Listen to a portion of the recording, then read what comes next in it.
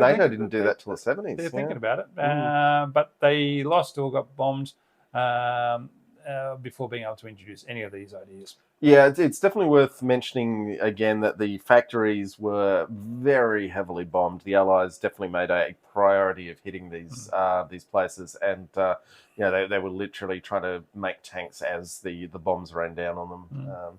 Yeah. However, they did make some heavy use of propaganda films of all the King Tigers on parade. But they were, as we'll say here a few times, more times this episode, very heavy on fuel. All right. One thing with the propaganda films and the photos that we've got in the slideshow, very often in the photos, they'll still have their transport tracks on because for doing propaganda shoots, obviously they moved them on a train and did the shoot and just didn't bother changing the tracks over. Even in combat, when the various units would have propaganda teams embedded with the units, as even on during the Battle of the Bulge, they had propaganda units with the advancing Nazis, and they would stage.